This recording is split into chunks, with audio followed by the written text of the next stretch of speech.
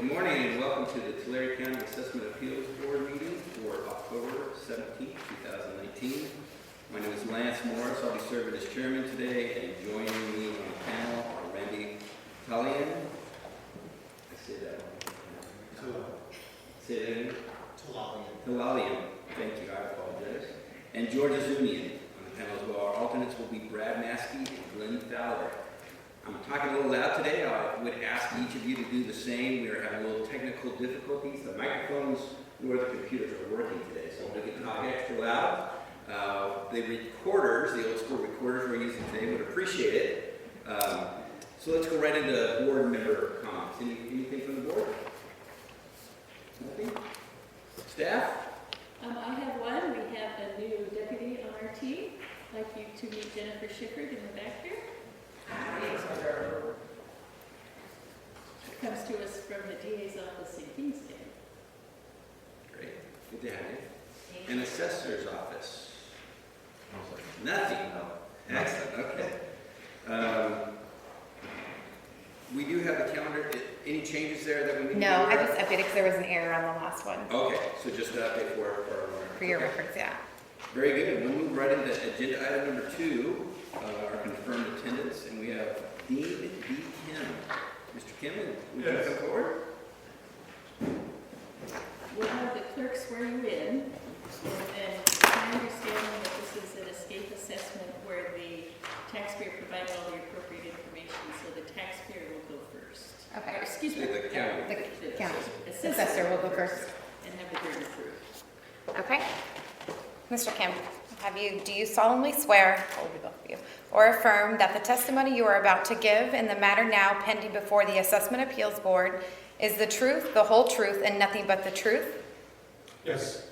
Please state your name for the record. Dean D. Kim. Stephen Wise. Okay. Mr. Chairman, the applicant is appealing escape assessment on APN 128153031-000 for the roll year of 2014, 2015, and 2016. Okay, if we could have the county or the assessor's office present or give us a little background on the case we have. Certainly. My name is Stephen Wise, and I'll be testifying today as to the records of the assessor.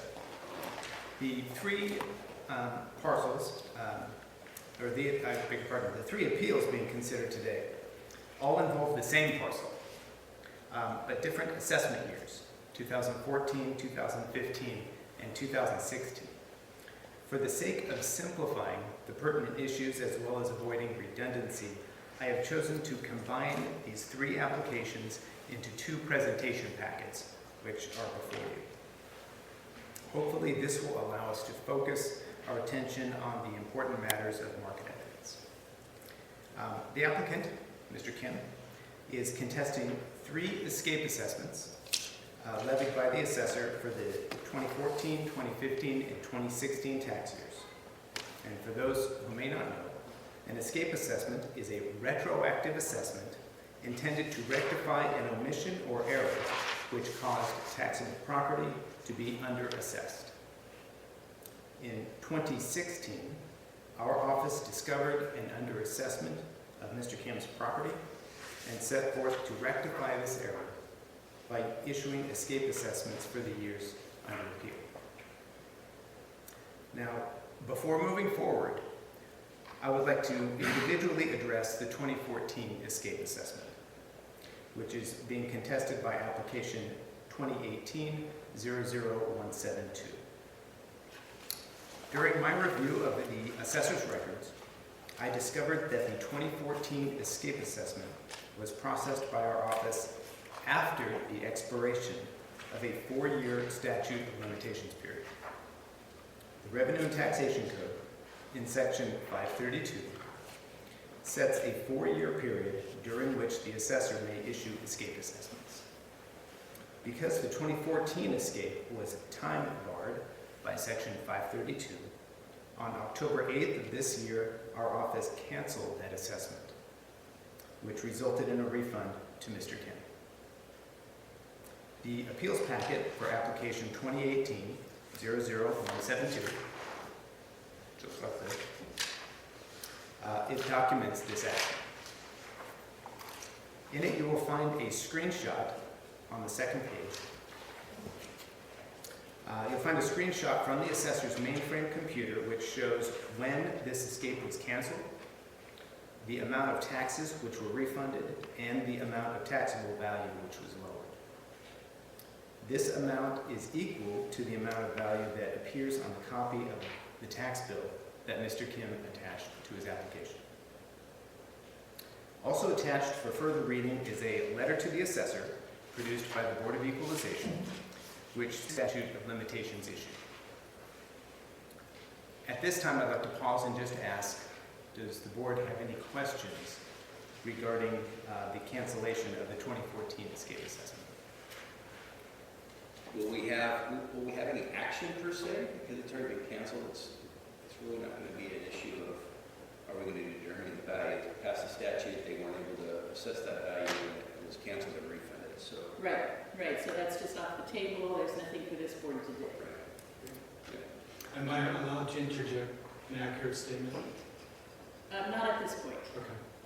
I would like to ask Mr. Kim if, under the circumstances, if he would like to withdraw application 2018-172 at this time.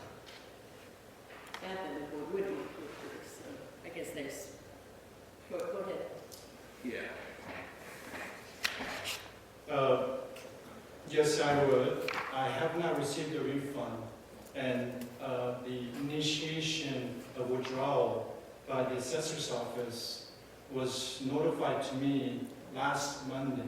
He just left me a voicemail. So he stated that refund, that I have received the refund. I don't know where the refund is. I don't know where the process is. He just notified me last Monday that after 4 or 5 months of, I guess, time to prepare for this case, because I filed this in April, and he's been contacting me almost every week, every Monday. So I just wanted to make sure that the board is aware of that fact. But the refund actually hasn't gotten to you yet. As far as I know, nothing has happened. I have not received anything in mail. He has stated it yesterday, that he started the process. It was that last Monday the process has started. I don't know how long it takes for the the appraiser's office and different department to process, but I have not received anything in my mail as of yesterday, or any notice. I expect it takes a little while from the assessor to the tax collector.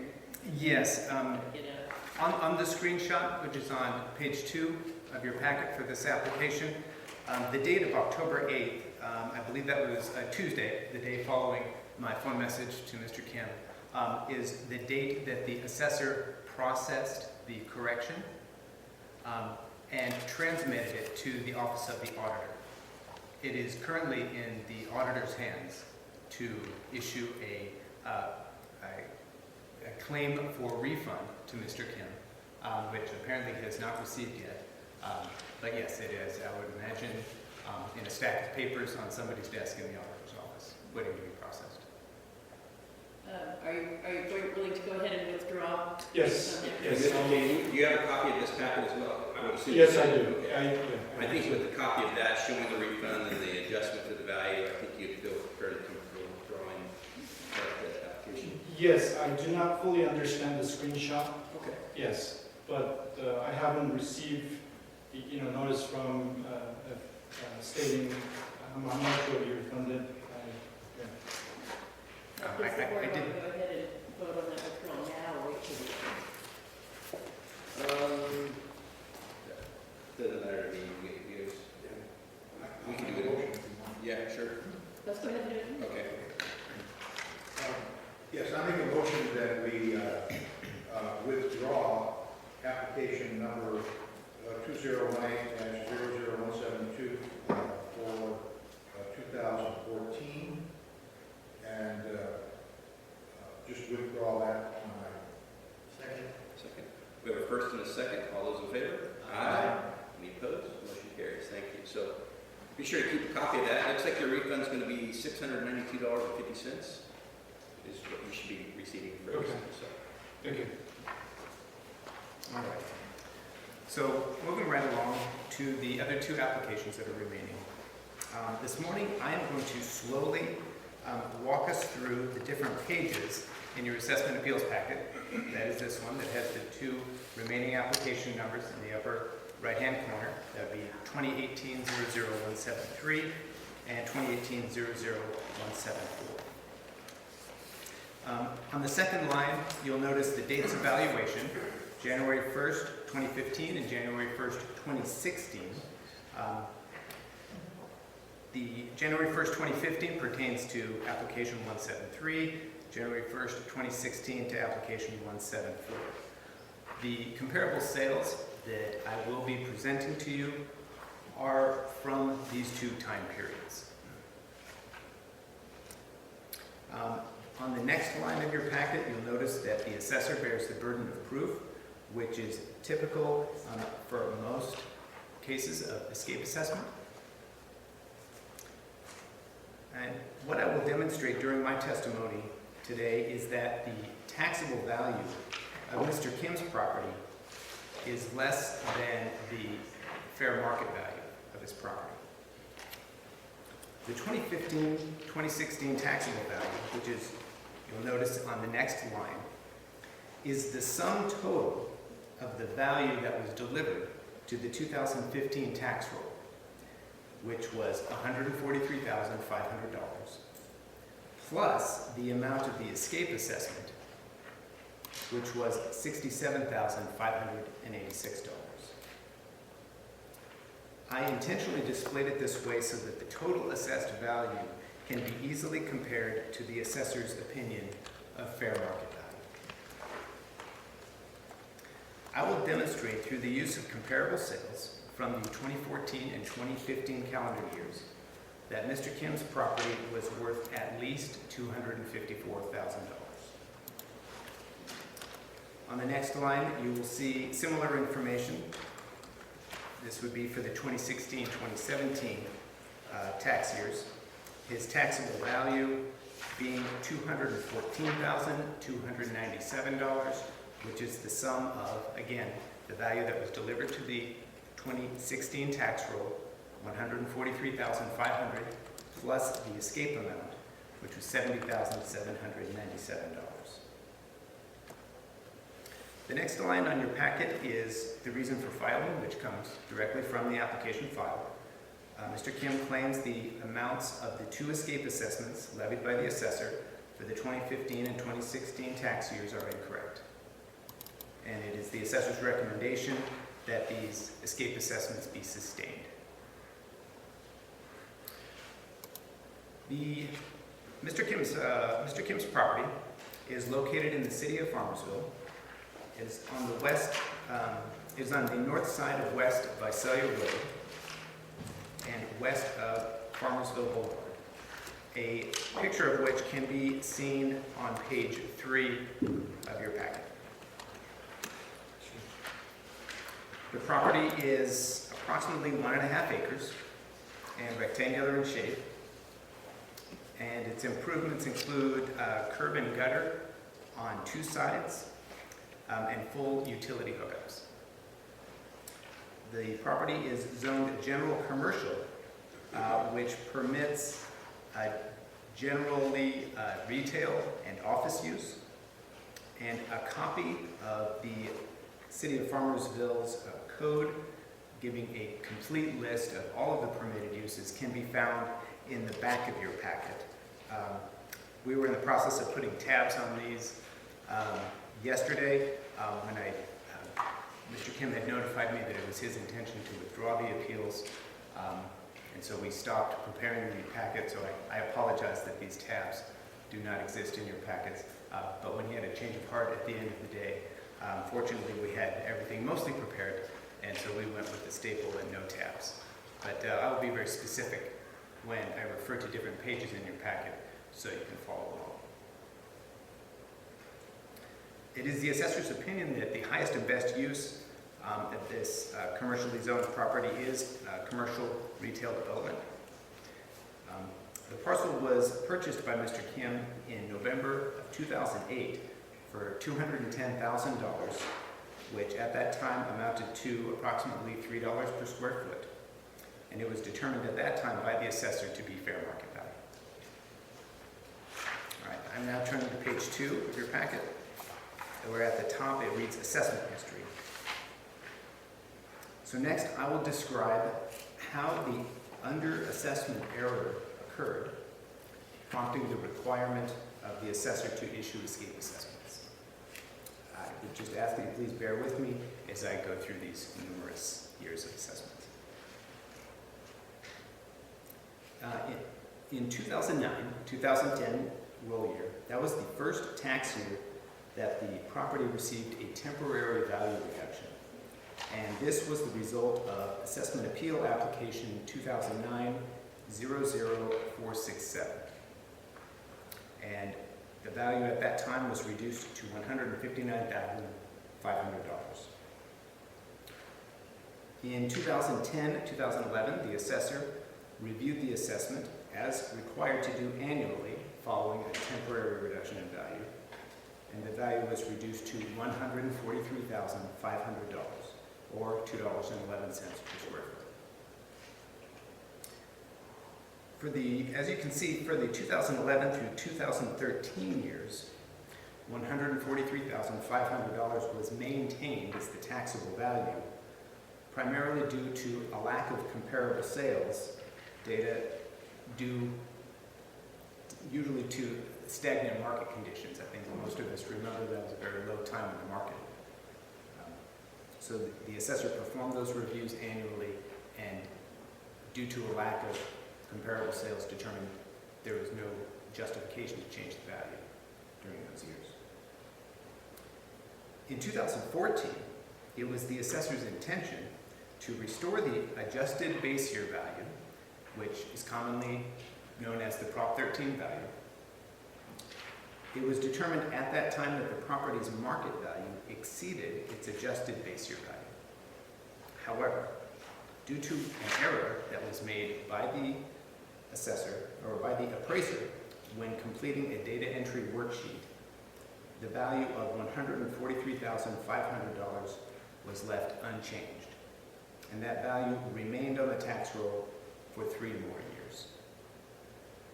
When the underassessment error was discovered in 2016, the assessor issued escape assessments for the 2014, 2015, and 2016 tax years, as required by Section 531 of the Revenue and Taxation Code, which reads, if any property belonging on the local roll has escaped assessment, the assessor shall assess the property on discovery at its value on the lien date for the year for which it escaped assessment.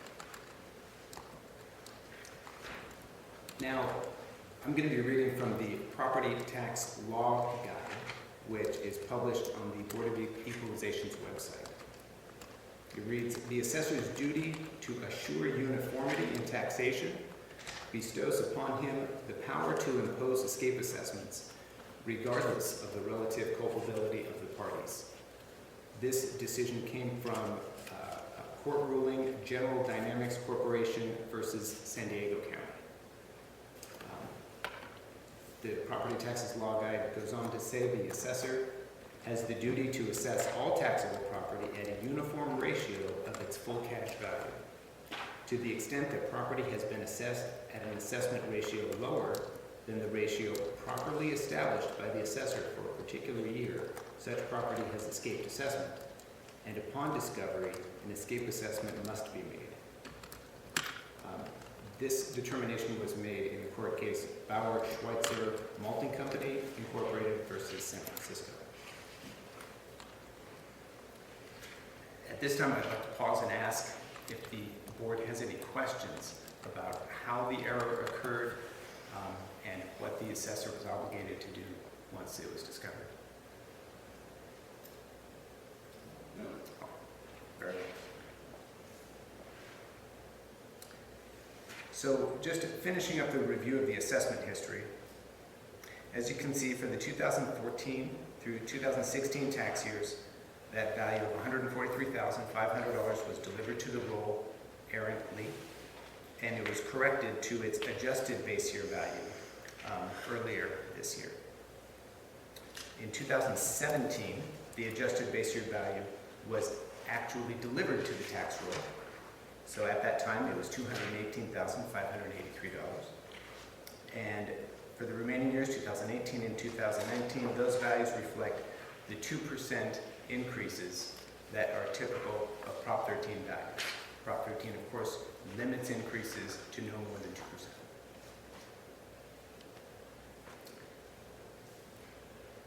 You will also find on pages 2 and 3 of your packet the definitions of some appraisal concepts, such as fair market value, highest and best use, and the property rights being assessed. I will not take the time right now to review those, but they are there for your reference.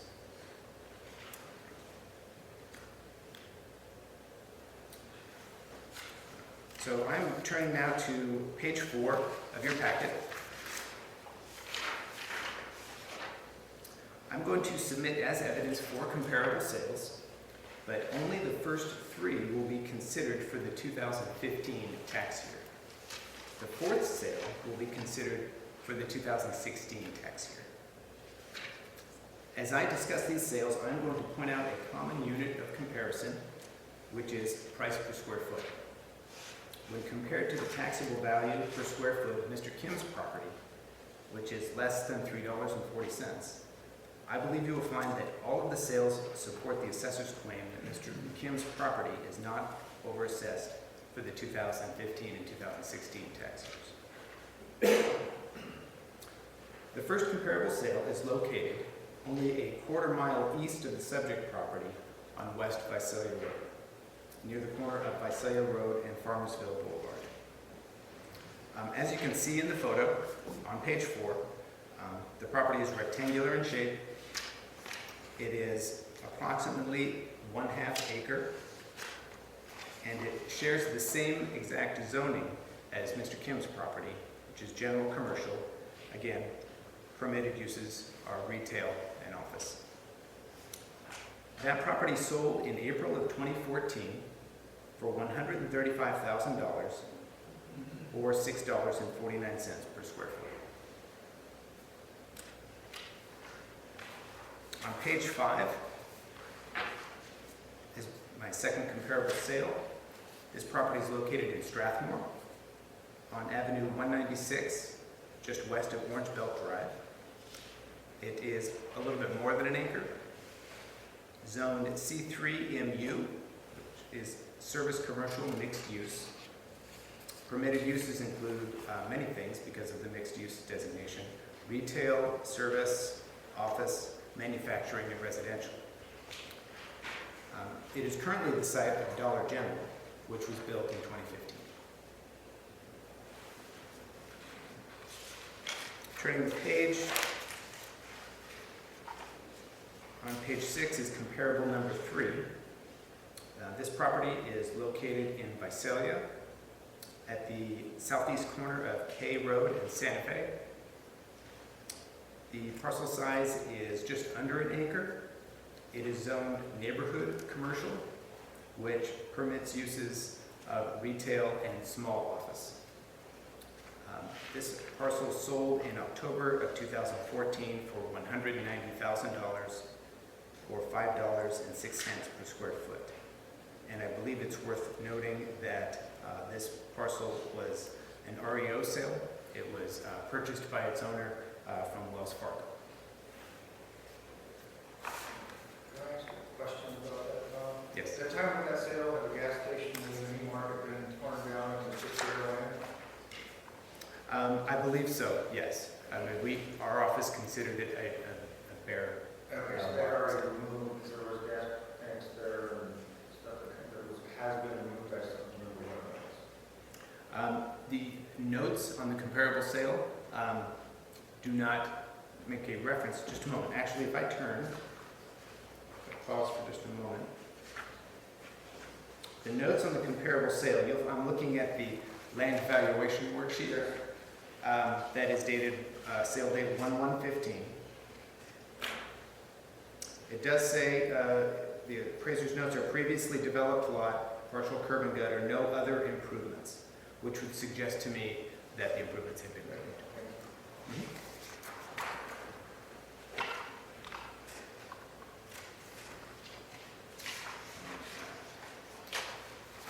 And on page 7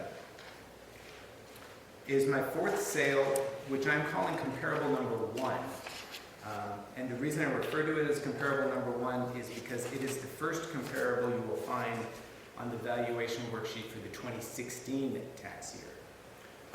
That can be found in your packet following the 2015 year. This sale, this property is located in Woodlake at the corner of Naranjo Boulevard and Cassia Street. The parcel is just under an acre. It is zoned service commercial, which permits service, retail, and office use. It was purchased by the city of Woodlake in March of 2016 for $151,000 or $4.31 per square foot. And it's worth noting that it was subsequently sold by the city to a private party in July of 2018 for $155,000 or $4.42 per square foot. On the page following page 7, which doesn't have a page number on it, but there's a graph or is a table that says neighborhood analytic data. I've inserted this analytic data which shows the comparability of important factors such as traffic patterns, neighborhood population, and household income of communities from which the sales were selected. The source of this data is CoStar Realty information.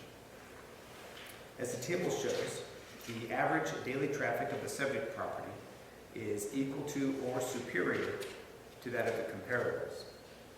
And the same can be said of the median household income within a 3-mile radius.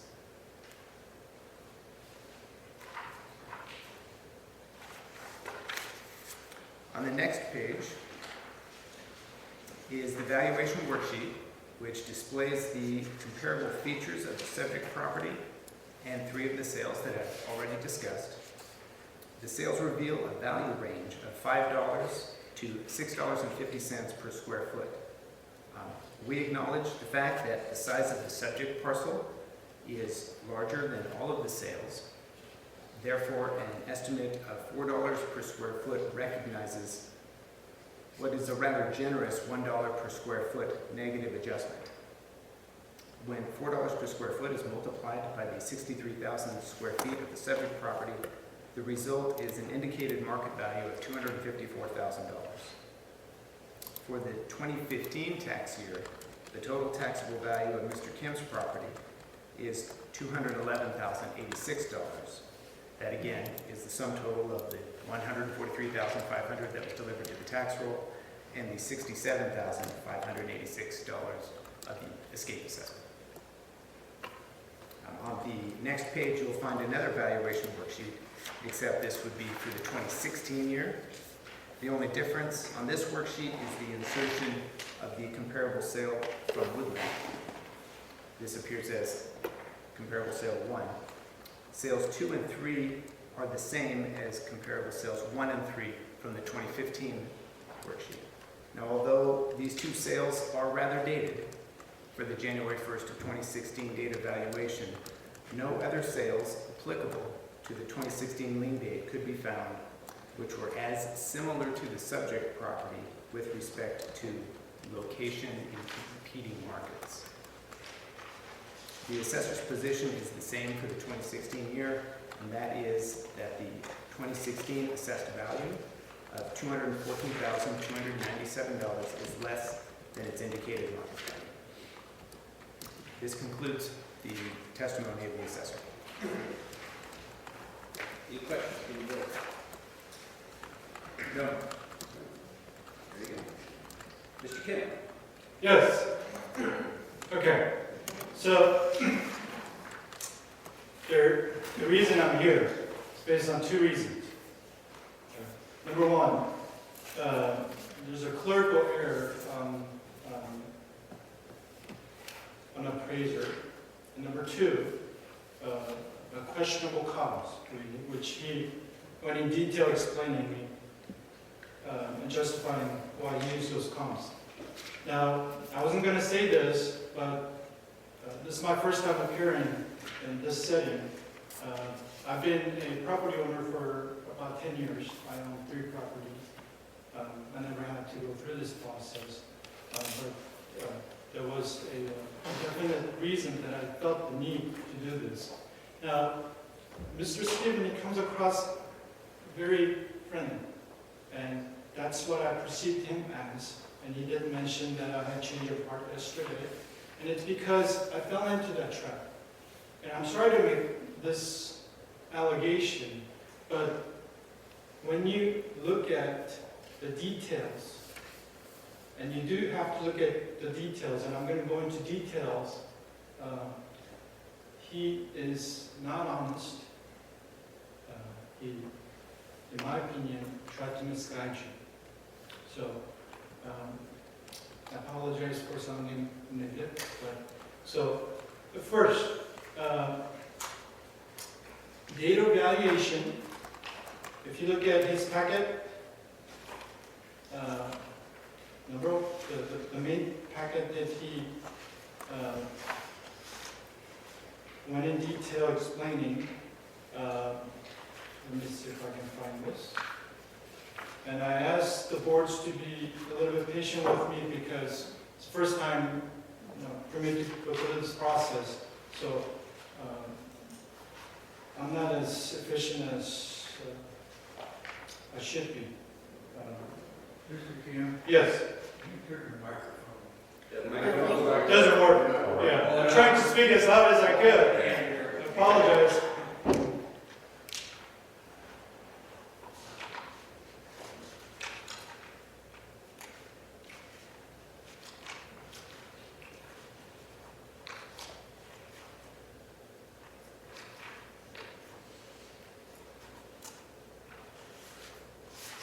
Oh, here it is.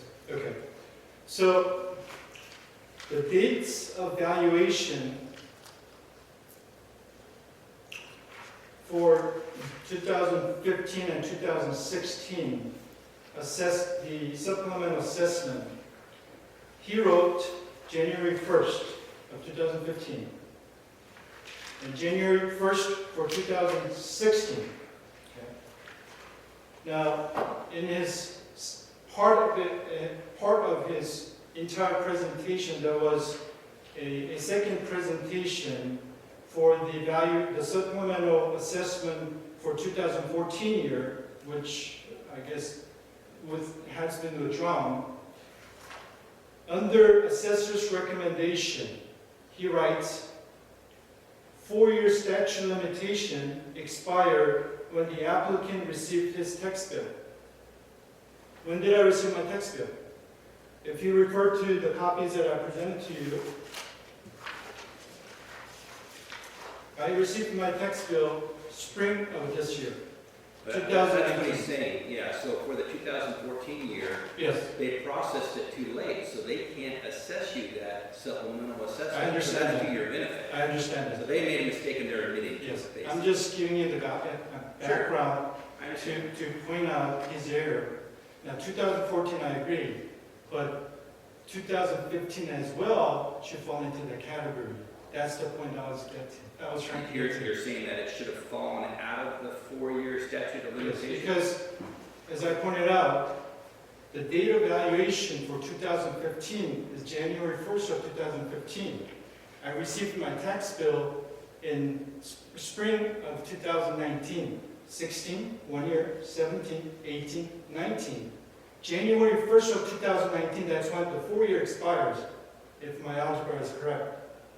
Well, it depends on what the tax law says in terms of when that is assessed, I would imagine. That is correct. So the date of valuation is January 1st of 2015, but the beginning date for all escape assessments is actually July 1st.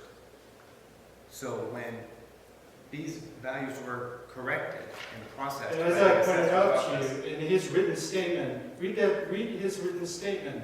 Basis for cancellation is, you have in front of you. 4-year statute of limitation was expired when the applicant received his tax bill. Now, I'm an average person. I don't know these laws. He's the expert, and you guys probably have a lot better understanding because you go through this. So, based on that reasoning, when applicant received his tax bill, and I have presented to you a copy of my tax bill, has a bill date on it, 3/27/2019. And the packet that he prepared, data valuation, he has it as a January 1st of 2015, January 1st of 2016, which we're discussing right now, which I am refuting. So January 5th, the 2015 supplemental assessment, the valuation date was January 1st of 2015, which exceeded past 4 years limitation. If I may speak to this, Mr. Kim, I think that what you're confusing is the difference between calendar year and the tax year. No, I understand you added that comment, but that's the part that I have stated in the beginning of my presentation. Mr. Steven, he will be, in my opinion, adding, but go ahead.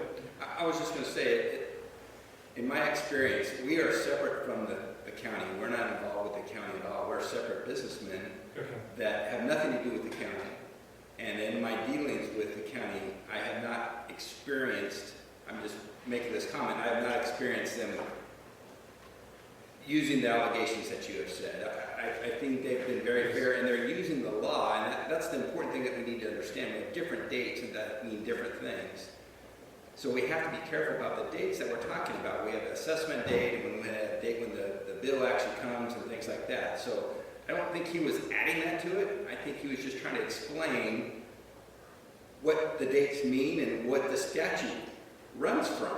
It doesn't run from January 1st.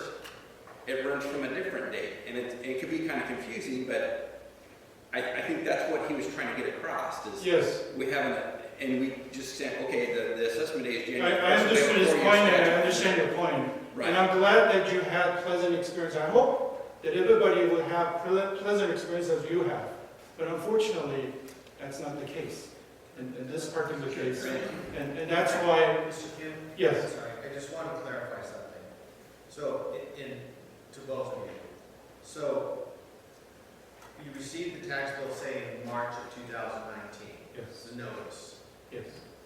So, it should be pretty simple. Are we basing the 4 years off the date of the assessment, Exactly. which would be July 1st of 2015 for the 15-16 tax year? Yes, If and that's the case, then he received this, it's from the assessment date. it is from July 1st of the 2015, July 1st the of first day of the tax year. 2015. That is correct. Okay. And I understand you guys want to move on. And why isn't that stated in his second? Because it's in the code, well, regardless of what he says, Yes. whatever the code reads, that's, I think, what I would go by, regardless of what he I says. have a question. It's my understanding you have to set the tax value as of January 1st of every year, is that correct? That is correct. That is why it's called the And date. that is for the tax for the July 1 through of the calendar year. That is correct. But the date you set, January 1, is more than 4 years before you set the value. That Did you is- set that January 1 value before? And did you set that number before the 4 years was up? Because you're saying because the tax years later, the fact that we put the value back doesn't count, and that's a technical question, but I think it's a good question to ask. Valuation date January 1 is more than 4 years before you guys reassessed and went back to January 1. Are you allowed to prorate that date somewhere that I'm not understanding? It's really not a matter of proration. It's a matter of what the start date is. And I will tell you that the start date used to be lien date. It used to be January 1, but I believe it was in the early part of the 21st century that the Board of Equalization changed it to July 1st. I actually have, let's see if I can find it. There is a letter to assessor dated March 14th of 2002. You do not have a copy of this. Pardon? No, we don't have that. No, you don't have a copy of it. It is letter to assessor 2002/014. Let's see, rather than bore you with all of this, well, I'm going to start with the first paragraph, if I may. Revenue and taxation code sections 75.11 and 5 were amended by the legislature in 2001.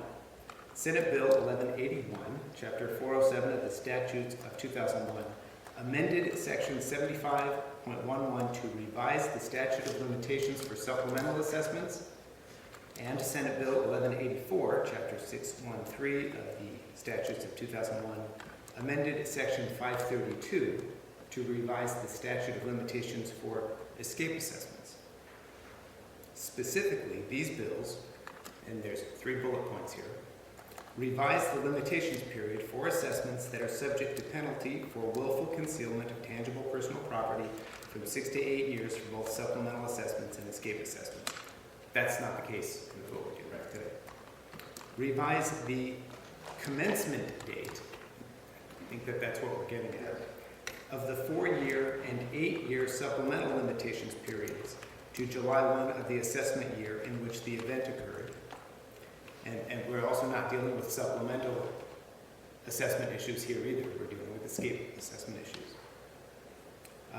Add the phrase "or changing control for technical precision with respect to the unlimited period for making an escape assessment for changes in control of legal entities for which no change of ownership statement is Does filed." Mr. Kim have a copy of that? No, he does not. And so if I understand that correctly, they're required by law to set the value as of January 1, but the 4-year period doesn't start until July 1st, which is how you got that before the bill was due. Yes. And still complied with Yes. current law. That's I understand that's what he's stating now. Yes. Now, that's after- what I'm after trying to now. clarify. My question is, why hasn't he stated in his written statement, which he had 4 months to prepare? Mr. Kim, we're going to go back up. People have made mistakes before. I'm sure there'll be mistakes and omissions and oversights, but what he just read, if you have a copy of that, I think that would satisfy you that we're going to follow, that I would follow the letter of the code.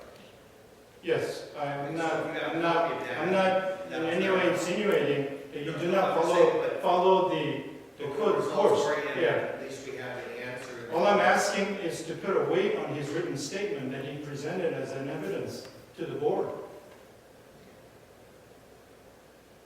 which he stated the statute of limitation expires when the applicant received his tax bill. And that is true. So he's contradicting himself, and that's what unfortunately, that's part of the reason why I stated, and if I can continue, and I understand this is my time to present my case here, so if I can move on.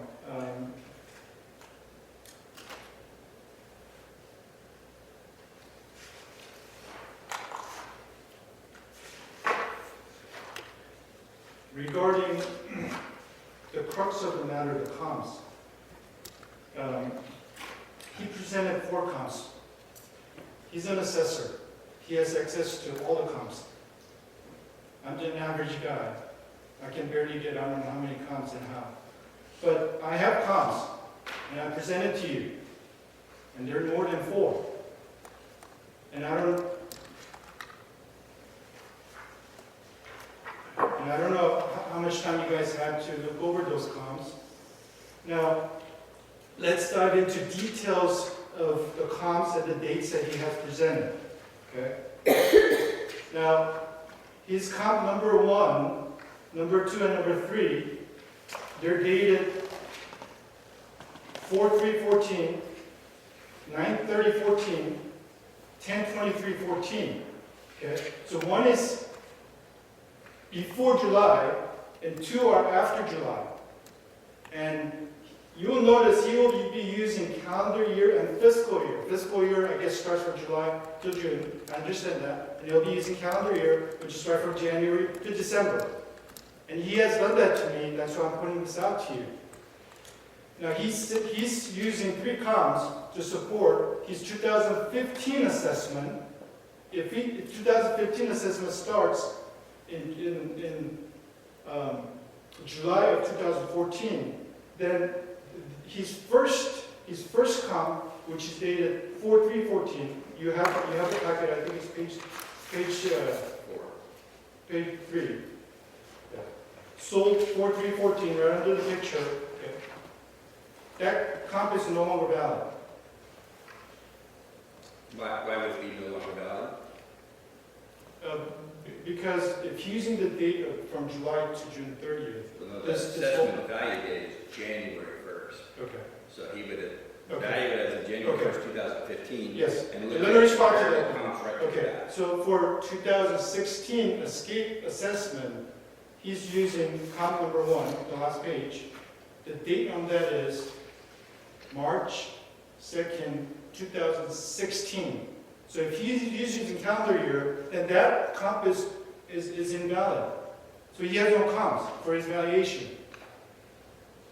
The code points out the time period that by law that we can look at in terms of comps that we can consider. And Barbara, you have? It's 90 days after the valuation date. You can go as far back as you think is reasonable, Okay, but you can go forward 90 days. okay, So with a valuation date of January 1st, yes, they can go through the end of March. okay. So that's set by law. It's not something that we determined or the county determined. It's set by the state. Okay.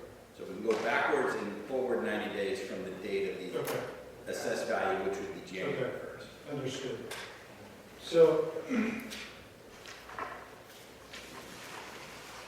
So in terms of his dates, I think Yes, that those are I understand. based on law. Okay, yeah. So, let's look at each comp as he already presented to you in detail. Now, my property is located in the city of Farmersville. Farmersville population is about 13,000 people. Now, it's my understanding, in order for comps to be compatible, that should come from the sales in, I guess, a town that's probably in similar size, something that's in similar. I can't eloquently explain as he has. Now, his first, That can be a very difficult thing sometimes. We've had many cases before that it's been almost impossible to find comps. yeah, But and I with see similar that zoning you and all are, that you stuff, are, so yes. yeah. But I have presented my comps, Okay. yes, and do you have in front of you 2015? I have found 7 comps, and you have a copy of individual comps. You have the summary as well as the individual. I have found comps for 2016, okay.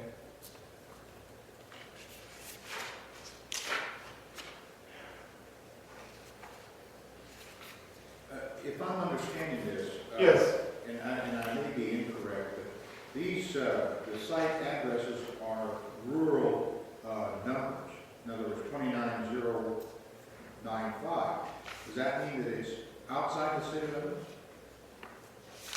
if you look at the individual, Mr.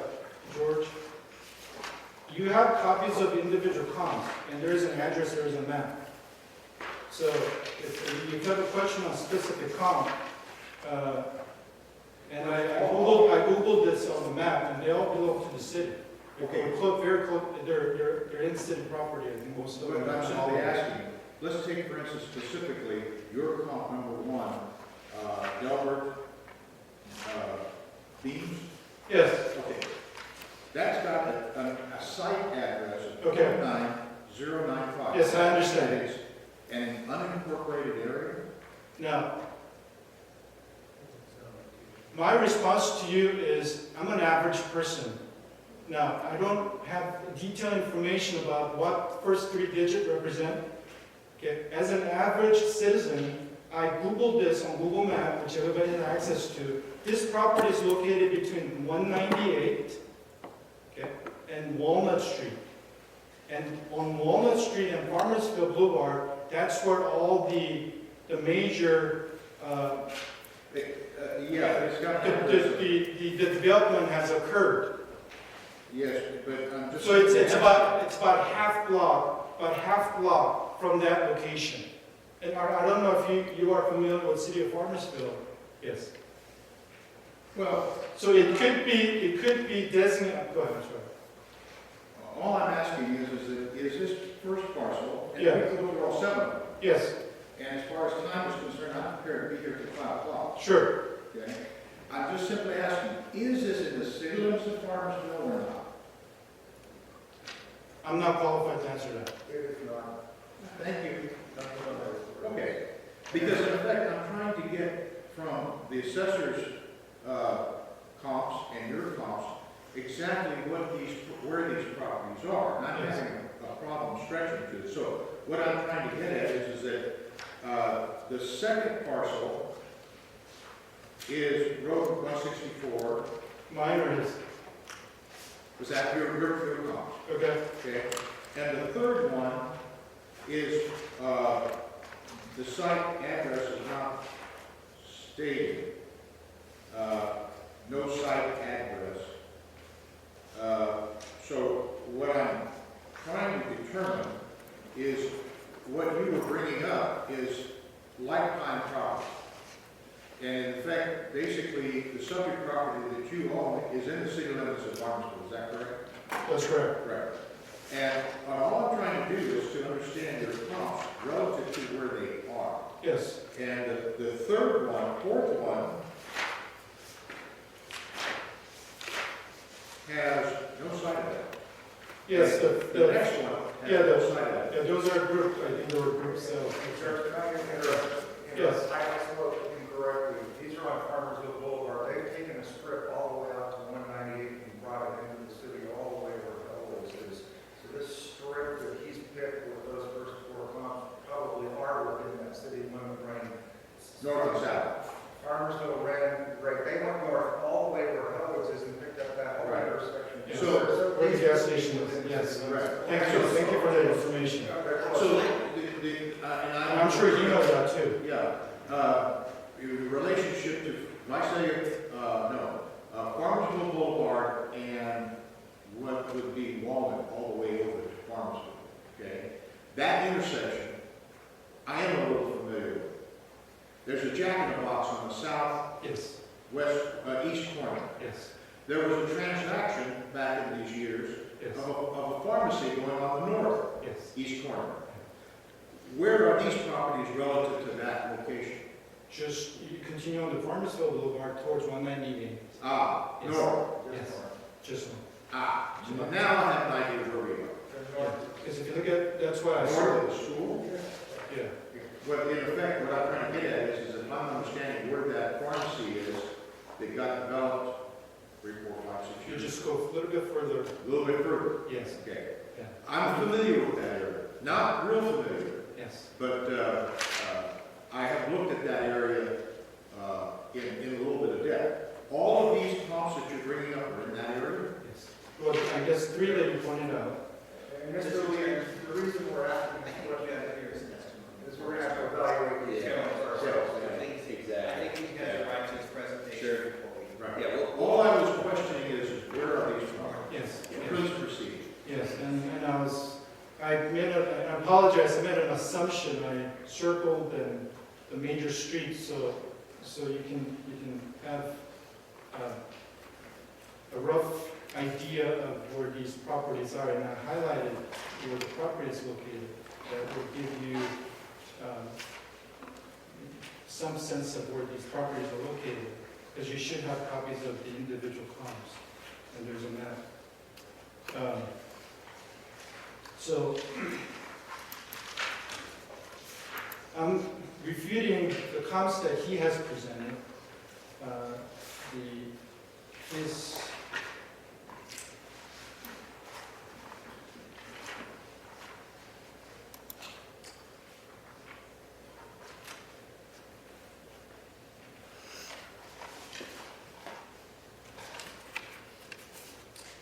the comp number 3 is located in the city of Visalia. So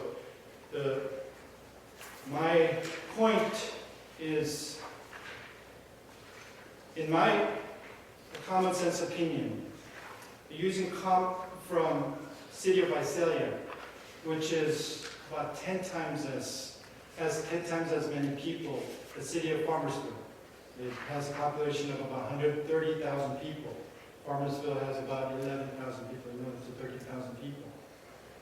So, as a property owner, your property value in a big city versus a small rural town like Farmersville, I wonder if that qualifies as a good comp.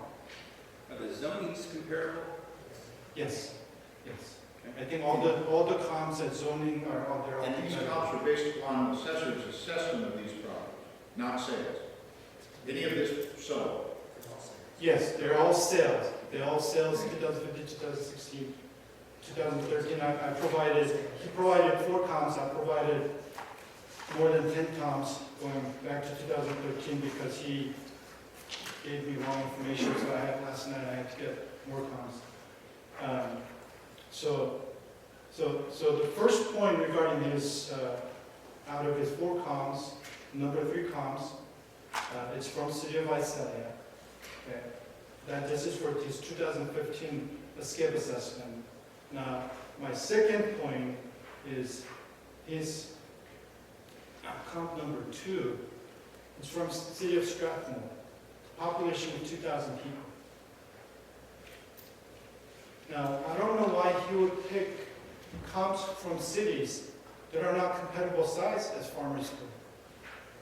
I mean, if you lived in this area for a few years, there are 3 other cities that are compatible to Farmersville. Exeter, Lindsay, Woodlake, they all have about 8,000 to 12,000, same size as Farmersville, and there are comps. So, and those are the comps that you have in front of you. So that's my point number 2.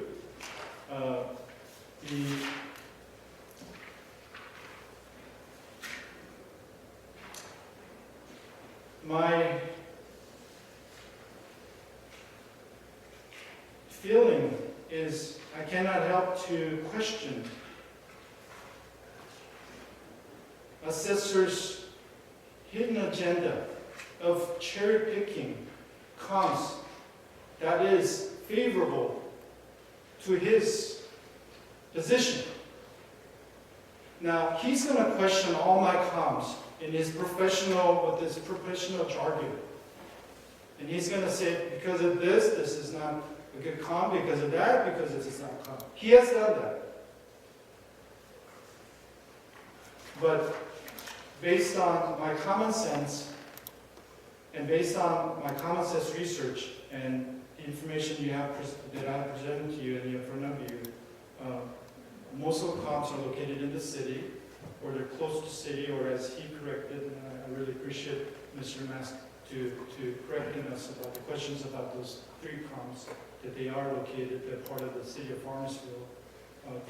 So I have presented all the relevant comps, and I have presented more than, if I could look at my summary here, for year 2015, 2, 4, 6, 7 comps. And the prices, which I highlighted for you, okay,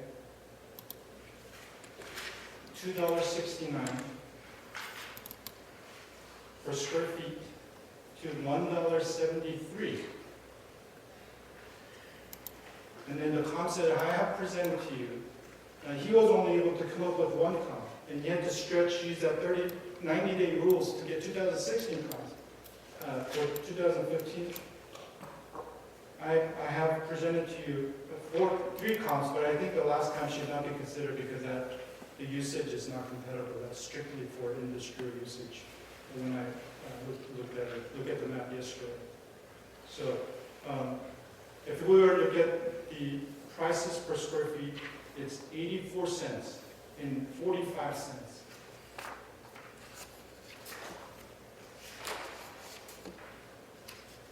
So, as I presented to the board, my two main points. First,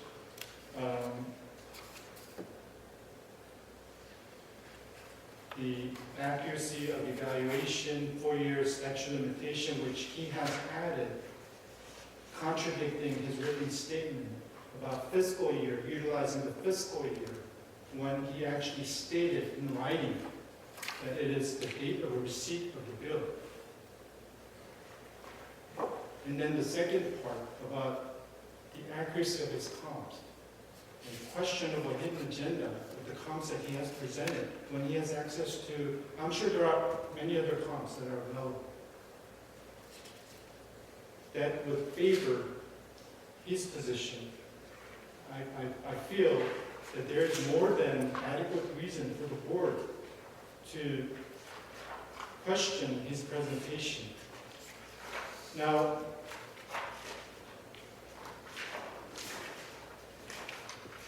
as a last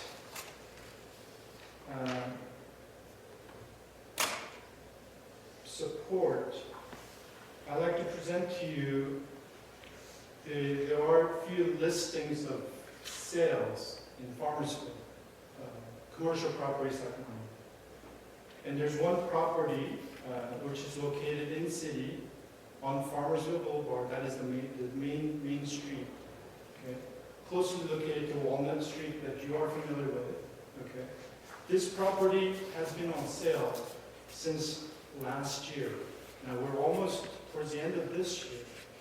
And their asking price is lower than the value that he used to escape assess my property back in 2015. And we're talking 2019 now. And my property value has been going up 2% as he stated. Okay? And I don't believe you have that copy, and I have it here. And I'm sure he's aware of it because he showed me my neighbor's property. So this is, they're asking, this is a similar, a very similar property. They're asking $3.50 asking price, not sales price. $3.50, and they have no buyer. I just want to point things out. Number one, there's things that are involved with assessing the value of property, such as not just the zoning, industrial versus commercial. There's a disparity with values there. The condition of the property, the condition of the sale, the circumstance of the sale. There are some items that may not appear on the surface when you do quick searches. If there's improvements to the property, utilities or the property, so there's a lot more. And I can respond to all the points that you just mentioned. When I finish. Yes. There's a lot more in-depth analysis. Yeah. And we rely on both you and the county assessor's office to provide the data to support or not support the values. Yes. Many of your comps are industrial in nature. Somewhere. The one comp for 2016 comparable that was in Lindsay at $84 per square foot, that would be one I would look into, or the circumstance of the sale as well. Yes. If there are other parcels, if the property Yes. might have been contaminated, there's so many things to look at. And then I just want to remind you of something that we really haven't addressed, but your acquisition cost of $210,000, 2008, Yes. is a strong support, I think, for the current basis. Yes. So let me respond to you, Randy. Sure. Okay. Now you mentioned, if I understand you correctly, okay, 2 points. One, condition of the property, and then two, the original sale price. Now I purchased my property in 2008. Everybody knows what happened in 2008. What happened? Crash. That was at the peak of a housing bubble. So I overpaid for my property. Okay. I'm looking at your property. Yes. On the assessor's map. And here again, I'm just trying to get a bearing. Across the street and to the west, is that City Hall? Yes, Okay, now I know where I'm at. yeah. That's all I wanted to know. There used to be a farmer's property, a 5-acre lot that was subdivided into 3 lots. There are 3 identical lots. Right. Continue, Mr. Kemp. Okay. So hopefully I answered your second part of your question. 2008, I overpaid. Okay. As far as I understand, property owners, maybe including you, if you purchased property in 2007 or 2008, okay, you could have paid 40%, 50% more than the value of the property. So that $210,000 back when I paid 2008, I purchased on the peak of the bubble. Okay? The condition of the property, he mentioned, okay, the condition, it had utility hookups. There's no utility hookups. It's a dirt lot. Now it does have the curbs, okay, because it went through the road widening project, the Visalia road widening project. So it does have a curbs facing the Visalia road, and then there was curbs already, I think, on the Stevens. That's another boundary. So there's no utility hookups. There's no development. It's just a dirt lot. And when we talk about utilities, it's to the property. You have the utilities, most likely it's to the curb. So, and that's typical of empty lots. So even though Okay. there's not a utility on your property, Okay. it is at the property, and the property when you're, so. So when you say utility, what are you referring to? Is there an actual physical hookup to your electricity or your water? Or what are You you? have to tap into it. I'm sorry? You would have to connect into the services that are probably at the curb. In some properties, there's no sewer, water, or electricity. I see. You have to extend the existing I lines see. to get to the Okay. property. Okay. When he's saying utilities are available, he's already in the street, there is no additional cost Thank to you. get them to the parcel. I see. And that can greatly affect the value of the property. I see. That's I what that understand. was about. Yeah. Can I ask you a question? Yes. Did you already give these comps to the assessor's office before now or today the first time? Yes. Yesterday we had Mr. correspondence. Chairman, I'd like to, Sure. if I may, interject on that. All we were given, and I'm I'm not sorry, sure, Mr. Moore, were you sworn in? I was not going to give testimony, just going to clarify, say Mike, I can be sworn. To be on the safe side, I swear you in. Okay. Do you solemnly swear or affirm that the testimony you are about to give in the matter now pending before the Assessment Appeals Board is the truth, the whole truth, and nothing but the truth? Yes. Please state your name for the record. Lee Moore. Thank you. I'm not sure if I was out of the office late yesterday afternoon. We did get a fax of this, which is It's not a fax email. an email. Okay. 15, 16 comps. The 13, 14, we hadn't seen until now. Because I got those. How long we had them.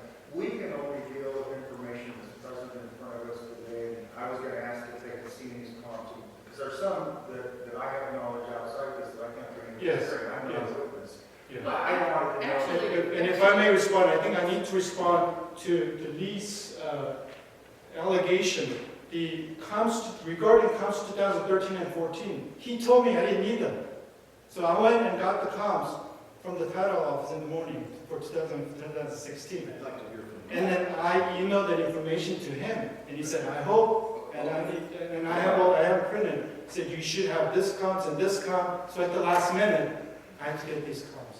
What I was going to say is that it is expected. And I don't know if it's irrelevant, I'm sorry. Mr. It Campbell, it is if you could- expected that assessment appeals board members will bring their general knowledge of the property within Tulare County to the board, and that if you have specific knowledge of the area, it's perfectly proper to describe that to the parties and let them, and to the board, and let the parties then figure out how that information goes into the process of this particular period.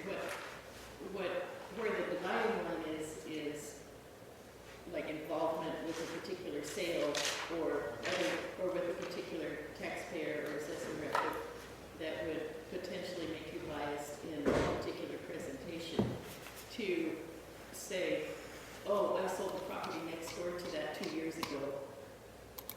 is a perfectly proper thing to bring in and explain to the parties and that, and then they have the opportunity within the course of the hearing to do that. So the board is happy to receive your knowledge of the general situation in that geographic area.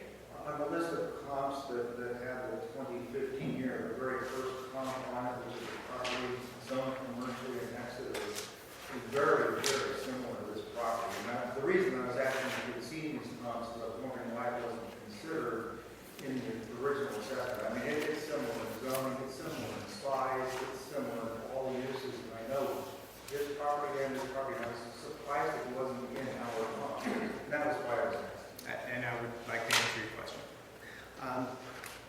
What you have in front of you, the 2015 and 2016 dated properties, I received yesterday for the first time at 10 minutes after 4. Yesterday and early this morning, I had opportunity to review them. The first two located in Exeter, the actual sale date is from June of 2007. The land values actually reflect 2019 taxable values. Those are not a reflection of the purchase prices from 2007. The third, the actual sale date was from May of 1993. And the remaining properties that are dated 2015 are a fraction of an appraisal unit of a packing house that sold in Lindsay, a 10-parcel sale for $1.8 million. These parcels are merely parking lot, equipment yard. They have no improvement value on the tax roll, but they make up only a portion of the sale of a larger developed industrialized property. Thank you. I want to clarify. So on the printout that Mr. Kim provided, the sale date was 2007, you said? That is according to assessor's records, yes. Okay, so the transfer in 2015 was not a sale, it was a transfer of ownership. My guess would be that that reflects a recorded document at the recorder's office that was not a reappraisable event. Okay. So therefore, it was not used to establish So the it was basis. a title only change, or, okay. Something to that effect, yes. Okay. And Mr. Kim, you understand sometimes property changes where it may appear that it's a transfer date, Yes, it I might be understand. from an individual Yes, I to understand. trust. Yes. Okay. Or out of the trust. And if I may also add, these sales dated from 2013 and 2014, I did not see until we appeared here today, and Mr. Kim handed them to me. And as I have explained to you, for a scale assessment for 2015, now the information I have received from Stephen is also from yesterday. So he has not provided any of the information that you have. I have received those information yesterday. And I'm an average person. I have a job. I'm not an assessor. I don't sit in front of the computer reading and looking over property values like what he does. He has an access to property values. What we're discussing, that's his job. That's what I get paid for. Okay? So now the comps, I cannot support every single comps, and that's what we're doing right now. And first of all, I didn't really fully have full knowledge of this whole process. I didn't know what was going to happen today. I didn't know what type of information that I was supposed to get from the appraiser's office.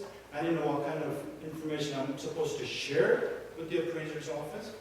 Okay, so he's using it as if I gave him comps just last minute yesterday. But as I explained it to you, he gave me his information last minute yesterday.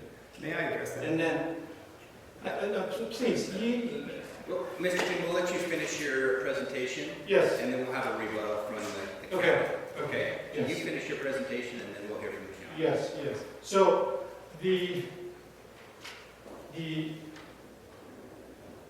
when I received the information from him yesterday, I noticed that the burden of the proof is on the assessor's office. So these comms, I don't have the professional knowledge, nor the time, nor all the resources to get the accurate comm, to confidently tell you, okay, in my profession, if it's something regarding what I do, I can do that to you. But regarding these individual comms, I cannot fully back them up and answer your questions adequately. But as far as an average person, I asked the title office, I need commercial sales in year 2015 and year 2016, and this is what they provided. And I don't fully understand each item when the information you have in front of you. I don't understand all those each item. Once again, I'm an average person. This is not what I do. This is what he does.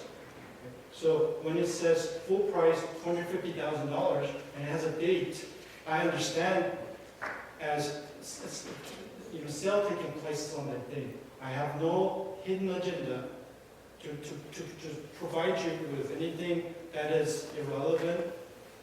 Okay, so that's where my comms are coming from. So I hope that you look at those comms not on the same level as comms that he has provided. That's his job. He should support, he should have every single answers for the comms that he provided. Because that's my understanding of his written presentation. That's what I like to say about the comms that I have presented, okay? To show that there were comms. And I understand he's going to go one by one and he's going to say, and I don't even know, I hope that you check every detail of what he says to make sure what he says is accurate.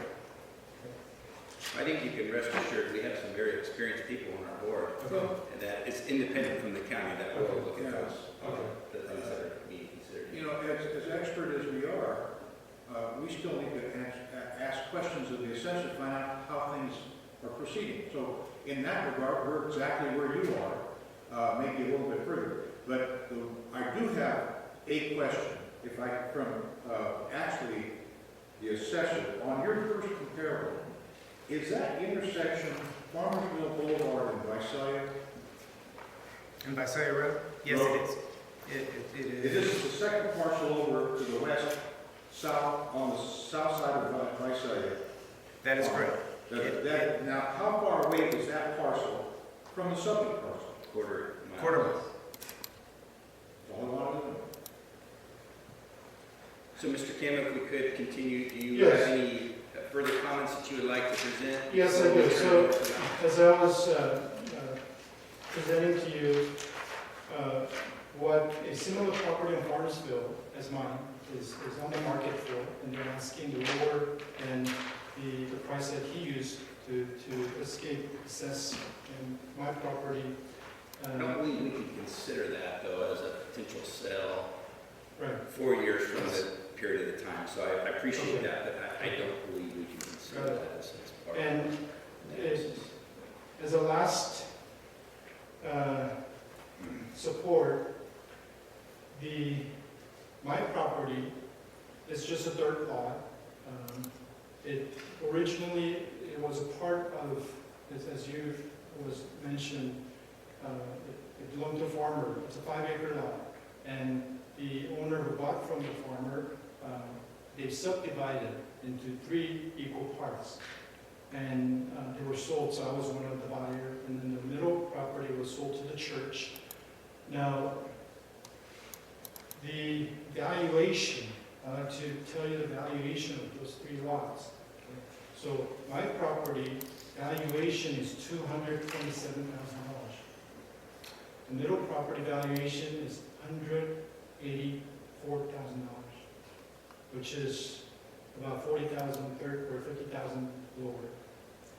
The third identical lot, the valuation, current valuation is $140,000. So I don't know what kind of effect it will have. My common sense just tells me, how could this be? Mr. Louis, California law doesn't have common sense, just the laws. So if I bought a property for $100,000 2014, Yeah. they can't value it at 200,000 if that was the fair market value, and they can only increase it 2% per Yes. year. So Yes. it could be worth a lot more today, but they can't. They I understand. don't assess it. I understand. They can't do it. And that's the last point that I'd like to tell you. When I received 6 tax bills early this year amounting $600, $700, $600, and that's a large bill. Okay, I don't know where you guys stand financially. Okay. Now, so I went to the assessor's office and I asked them, what is this? Because the bill didn't even say what it was. Because I pay all my bills on time. And it says valuation, and so, and then they corrected it, so that's, you have the last final version that says corrected version, which explains what it is. And they told me, the explanation they've given me was because my property was sold, part of my property was sold, forced sale through eminent domain process for widening road project. And it's my understanding, they told me that triggered, not what he says, considering 2014, the value should be higher, because that was my understanding based on his presentation this morning. That triggered the reassessment or escape assessment or supplemental assessment. Now, these are all the professional jargon that I have to learn to understand, and I guess it's not a supplemental assessment now, he's calling it an escape assessment. Okay? So that was the reason why my property was revalued going back 2014, 15, 16. Now, I'm finding out that 2 other properties, that's the reason why I mentioned the value of those 2 properties, they were not reassessed. Why not? I have a question for the county. Is eminent domain a taxable trigger for reassessment? No. In fact, for Mr. Kim's property, it was during the review of the taxable property as a result of the road widening. It was during that review that the underassessment was discovered. At that time, the assessor reduced the base year value of Mr. Kim's property from $210,000 to $197,000 to account for his loss of what is approximately 1/10 of an acre. So what happened, Mr. Wade, is that they were having to evaluate the value of all those properties at that time, and they found that your assessment had been previously reduced below your Prop 13 base. Right. And that was what triggered the investigation, said, wait a minute, we should have brought And that's that what up. I'm saying. What wasn't the trigger for the other 2 properties? Because they went through the same They process. may not have even done an escape, they may never even ask to have their basis reduced. If they bought their property after the bust, No, what I'm saying is part of their, it's my understanding now, I haven't shared the information because I don't have tools like he does. Okay. It's my understanding that those 2 properties that, would have gone through eminent domain sale. that's. So they would have, the value, the total value should have been reassessed based on because the size has changed, reduced. That wasn't the trigger to the reassessment. That was the trigger to review. Yes. Not the reassessment. You can't reassess the property simply because there was a portion taken other than the lower the value because a piece was taken. You can't raise the value because a piece was Right. taken from your property. So Right. the reason yours got brought back to your Prop 13 basis because the value had been restored. If they bought their property afterwards, even if their property is worth more, they can't just add that value because yours is worth it. Commercial, all property in California is protected by Prop 13 to a maximum increase of 2% per year after you bought it. They may be getting that protection. You bought it at the peak and they bought it at a different time. If that helps to understand. Yeah, I do understand. It is how unequal taxes are on similar properties. Yes, I do understand. And it's to your protection generally. Yes, I understand.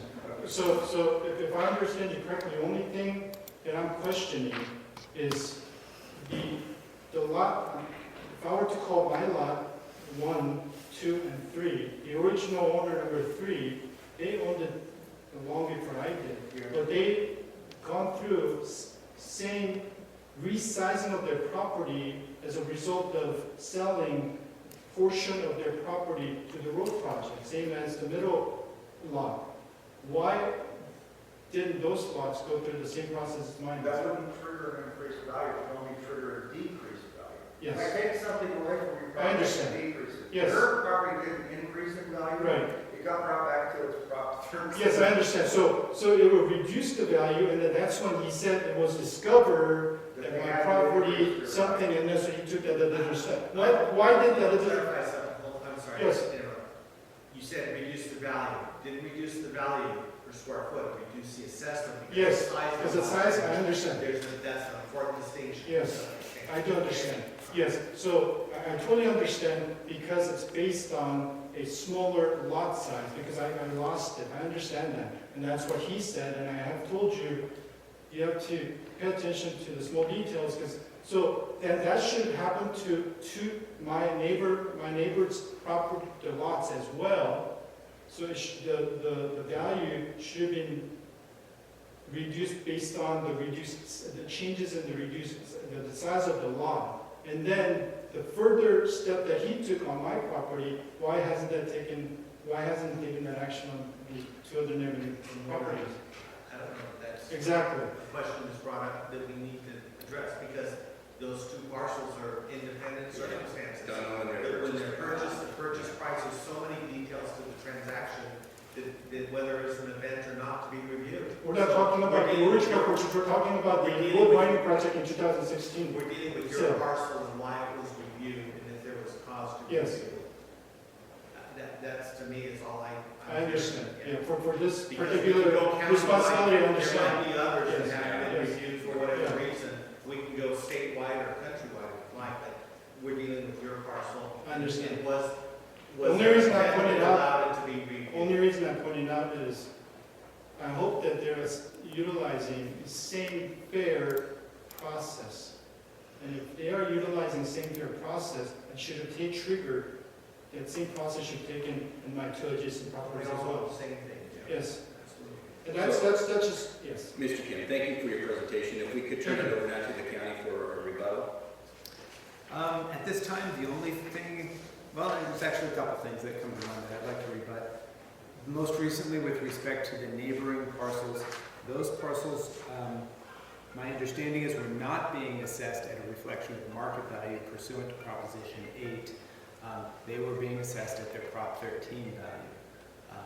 So therefore, there would be no need to restore a Prop 13 value because they were already at their Prop 13 value. The distinction for Mr. Kim's property is that it was an errant market value left over from the 2010 assessment year that was errantly left on the tax roll that was discovered in 2016 when the assessor reviewed the base year value of the property for the purpose of the road take. It was discovered that this value was errantly left on the tax roll, and the assessor had the duty to compare its market value to its adjusted base year value, also known as Prop 13 value, and restore the lesser of the two. In this case, it was its Prop 13 value, which I will say specifically is a calculation based on the reduced base year value caused by the road take. In other words, 197,000 reduced from 210,000, and then cumulative consumer price index factors being allowed to increase it to the taxable value that's in your packet. The other point that I would just like to address is that Mr. Kim said that, yes, he did in fact receive my sales only yesterday. However, that is after I made not less than 3 attempts to contact Mr. Kim by telephone, leaving him messages. I wrote down on August 1st, I left him a message at 8:50 a.m. On October 7th, I left him a message at 8:20 a.m. And I heard from him for the first time yesterday morning. That applied to him. Can I respond to that? Yesterday. Phone call versus email. On his application, no email address was given, which is how we typically correspond with many So taxpayers. you're needing an email to send it. Okay. Correct, and so I left him a phone message in hopes that he would call me back so that we could have this dialogue about market value and taxable value. Or to get the email address. Correct. Thank you. Can I respond to that? Yeah, any further comments or closing remarks, Mr. Kim? The response to what Mr. Stewart has stated.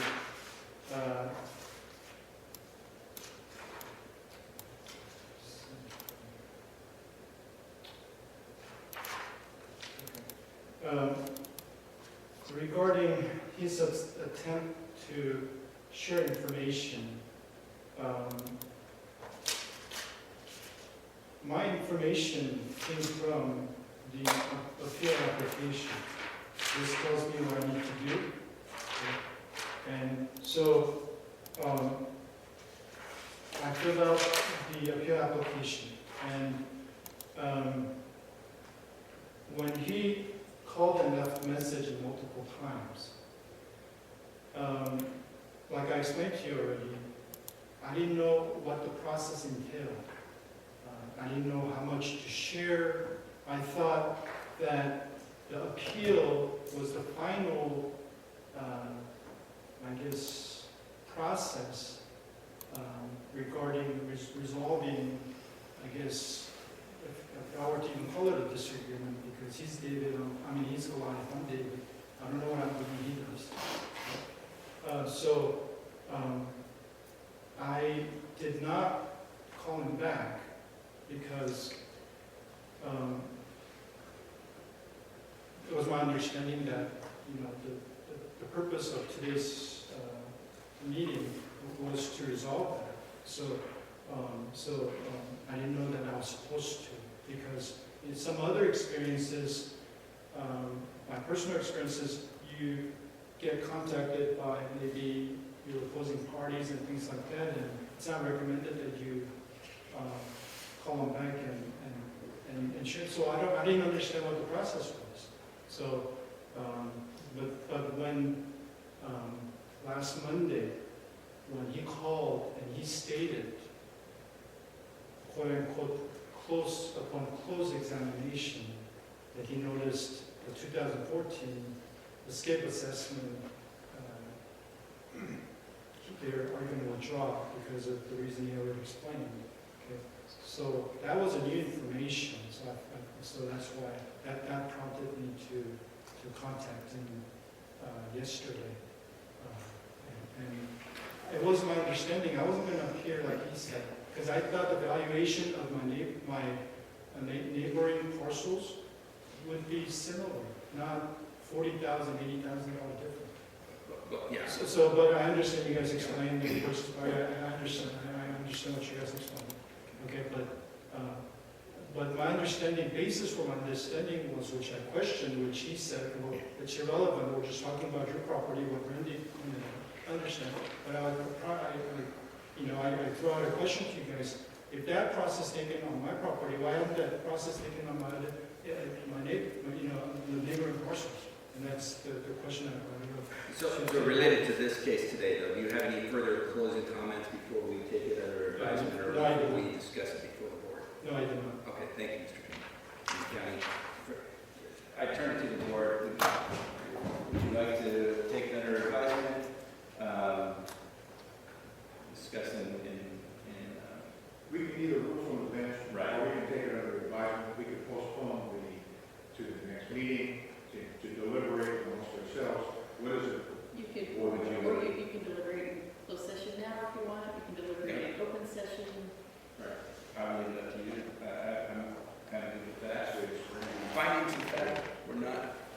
The taxpayer did not request findings of fact. The assessor has a standing request, so I've been taking note of the case. We need to do findings of fact, and that will be determined after your board's decision. Okay.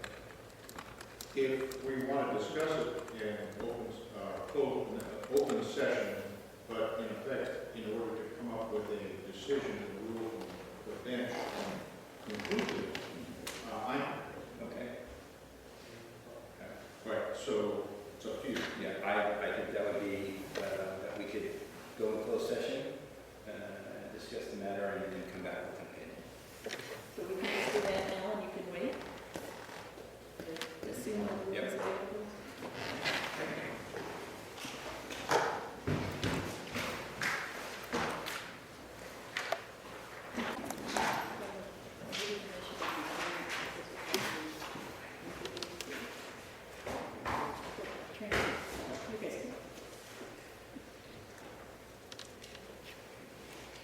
We are. Did our We're back on. big Okay. system ever come back? the big system never came back, we're still just on the. Correct. Okay. Is your report on? Yeah. Yes. We are reconvening from our closed session, and I believe we have a finance case, or a motion, yeah. Well, yes, I'd like to make a motion to indicate on this particular case, this is application number 2018-0073 for 2015. And 2018-0074, 174, for 2016. Both of those cases were findings for the assessor. Second, we have a motion, a first and a second to find in favor of the assessor. All those in favor, signify by saying aye. Aye. Any opposed? Motion carries. And so then for the record, does the assessor wish to withdraw the request for findings? Yes. So, Mr. Kim, thank you. We appreciate your comments, and unfortunately, we found that we found in favor of the assessor at this point. Thank you. Okay. Moving on, we have agenda items number 3 and 4, which are both withdrawn, as well as the withdrawal calendar. I'll entertain a motion to accept items number 3 and 4, as well as the withdrawal calendar as withdrawn. So we have a first, and we have a second. Second. Second. All those in favor? Aye. Any opposed? Motion carries. Thank you. We have no other items to discuss that I'm